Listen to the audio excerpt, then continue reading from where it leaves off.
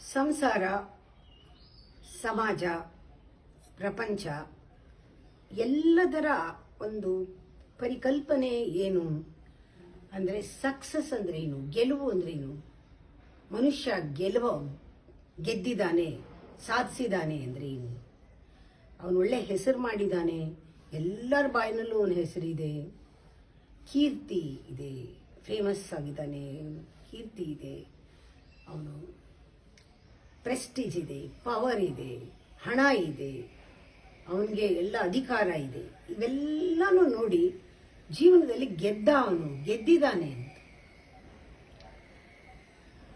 ಇದು appearance.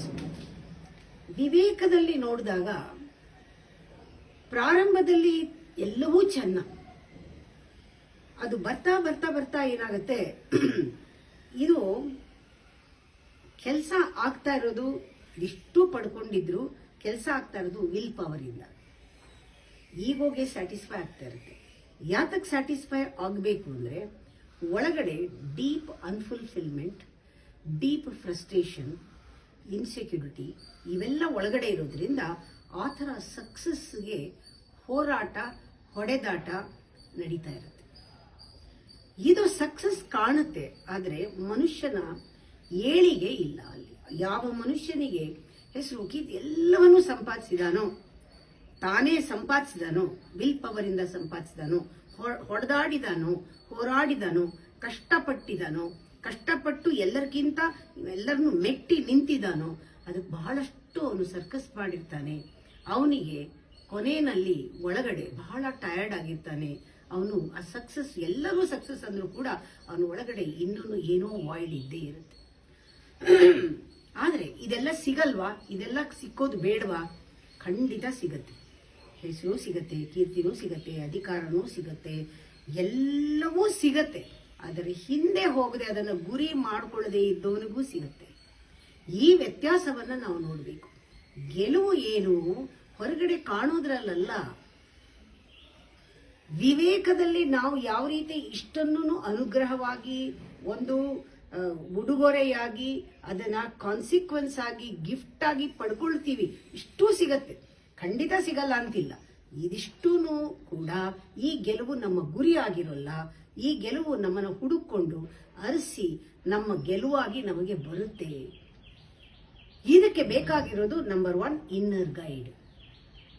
Inner guide ಯಾರಿಗೆ ಒಳಗಡೆಯಿಂದ ಪ್ರೇರಣೆ ಕೊಡುವಂತಹ ಆಂತರಿಕವಾಗಿ ಒಬ್ಬ ಇನ್ನರ್ ಗೈಡ್ ಇದ್ದಾಗ, ಅವನ ಒಂದು ಧ್ವನಿಯನ್ನ ಆಲಿಸೋದನ್ನ ಕಲಿತಾಗ ವಿವೇಕದಲ್ಲಿ ಅದು ತೃಪ್ತಿಯಿಂದ, ಸಂತೋಷದಿಂದ, ಎಲ್ಲರೂ ಹೇಳ್ತಾರೆ ನಾನು ಕೆಲಸ ಮಾಡ್ತೀನಿ, ನನಗೆ ಸಂತೋಷದಿಂದ ಮಾಡ್ತೀನಿ ಅಂತ. ಸಂತೋಷದಿಂದ ಮಾಡೋದು ಅದು ರೂಢಿಯಾಗಿದೆ, ಅಷ್ಟೇ. ಆ ಸಂತೋಷದಿಂದ ಮಾಡಿದಾಗ ಸುಸ್ತಾಗಲ್ಲ. ಆವಾಗ ಅಲ್ಲೂ ಕೂಡ ನಾವು ಪರೀಕ್ಷೆ ಮಾಡ್ಕೊಳ್ಬೇಕು. ನಮಗೆ ಗೊತ್ತು ಬುದ್ಧಿಗೆ ನಾವು ಇಷ್ಟದಿಂದ ಸಂತೋಷದಿಂದ ಮಾಡಬೇಕು, ಇಲ್ಲದೆ ನಮಗೆ ಇದು ಬಂಧನ ಆಗುತ್ತೆ ಅನ್ನೋ ವಿಷಯ, ಇನ್ಫಾರ್ಮೇಶನ್ ಗೊತ್ತು ಈಗಿನವ್ರ ಮಾಡರ್ನ್ ಮೈಂಡ್ಗೆ. ಆದ್ರೆ ಸಂತೋಷದಿಂದ ಮಾಡೋದು ಹೇಗೆ ಅನ್ನೋದಾಗ ಆ ಸಂತೋಷ ಏನು ಅಂತ ತಿಳ್ಕೊಳ್ಳೋದು ಗೊತ್ತಾಗ್ಬೇಕು. ಅವಾಗ ಯಾವ ಸಕ್ಸಸ್ಸು ಗುರಿ ಆಗಲ್ಲ.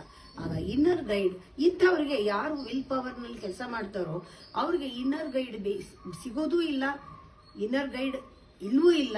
ಯಾರಾದ್ರೂ ಅವ್ರಿಗೆ ಗೈಡ್ ಅಂತ ಸಿಕ್ಕಿದಾಗ ಅದು ಸೋ ಕಾಲ್ಡ್ ಗೈಡ್ ಅಂತ ಹೇಳ್ತಾರೆ. ನೀವು ಇದೆಲ್ಲ ಮಾಡಿ ನಿಮ್ಗೆ ಒಳ್ಳೇದಾಗತ್ತೆ. ಕೆಲವರು ನನ್ನ ಹತ್ರ ಬಂದು ಕೇಳ್ತಾರೆ, ನಾನು ಈ ತರ ಪ್ರಾಜೆಕ್ಟ್ ಮಾಡ್ಬೇಕು ಅಂತಿದ್ದೀನಿ, ಇಷ್ಟು ದುಡ್ಡು ಹಾಕಿದ್ದೀನಿ, ಇದರಲ್ಲಿ ಸಕ್ಸಸ್ ಆಗಬೇಕು, ಅಥವಾ ನನ್ನ ಮಗ ಈ ತರ ಕೆಲಸ ಮಾಡ್ತೇನೆ, ಅವನಿಗೆ ಬಡ್ತಿ ಸಿಗ್ಬೇಕು ಅಥವಾ ಪ್ರಮೋಷನ್ ಸಿಗ್ಬೇಕು, ಏನೇನೋ ಕೇಳ್ತಾರೆ. ಇದೆಲ್ಲವೂ ಕೂಡ ಹೊರಗಡೆಯಿಂದ ಯಾವ ಗೈಡು ಕೂಡ ನಿಮ್ಗೆ ಗೈಡ್ ಮಾಡಿ ಅದು ಬರೋ ಹಂಗೆ ಮಾಡಕ್ ಆಗೋದಿಲ್ಲ. ಯಾವ ಪೂಜೆ ಪುನಸ್ಕಾರಗಳು ಏನೇ ನನಗೆ ಸಕ್ಸಸ್ ಆಗ್ಬೇಕು ಲೈಫ್ನಲ್ಲಿ, ನಾನು ಎಲ್ಲರಿಗಿಂತ ಮುಂದೆ ಹೋಗ್ಬೇಕು ಅಂತ ಮನಸ್ಸಿನಲ್ಲಿ ಇಟ್ಕೊಂಡು ಪೂಜೆ ಮಾಡೋದು ಖಂಡಿತ ಅದು ಸಕ್ಸಸ್ ಆಗೋದಿಲ್ಲ. ಆ ಪೂಜೆಗಳೆಲ್ಲ ಅದಕ್ಕಾಗಿ ಇಲ್ಲ. ಅದೆಷ್ಟೋ ಜನ ನಾವು ಮಾಡ್ತೀವಿ, ಯಾಕೆ ನನ್ನ ಲೈಫ್ನಲ್ಲಿ ಸಕ್ಸಸ್ ಆಗ್ಬೇಕಾದ್ರೆ ಈ ಪೂಜೆ ಮಾಡಬೇಕು, ಆ ಪೂಜೆ ಮಾಡ್ಬೇಕು, ದುಡ್ಡು ಬರ್ಬೇಕಾದ್ರೆ ಆಗ್ಬಾಡ್ಬೇಕು, ಖಂಡಿತ ಇಲ್ಲ. ಇದಕ್ಕೆಲ್ಲಾನು ಕೂಡ ಇದೆಲ್ಲಾನು ಆಗ್ಲೇಬೇಕಾದ್ರೆ ಪಾಸಿಟಿವ್ ಆಗಿ, ನಿಮಗೆ ತೊಂದರೆ ಆಗದೆ, ನಿಮಗೆ ಟೆನ್ಷನ್ ಆಗದೆ, ನಿಮಗೆ ಯಾವುದು ಸುಸ್ತಾಗದೆ, ನಿಮಗೆ ಸಂತೋಷದಿಂದ ಎಲ್ಲವೂ ಸಕ್ಸಸ್ ಆಗ್ಬೇಕಾದ್ರೆ ಇನ್ನರ್ ಗೈಡ್, ಒಳಗಿನ ಆಂತರ್ಯದಲ್ಲಿ ಇರುವ ಗುರು ಇನ್ನಿಂದ ಮಾತ್ರ ಸಾಧ್ಯ.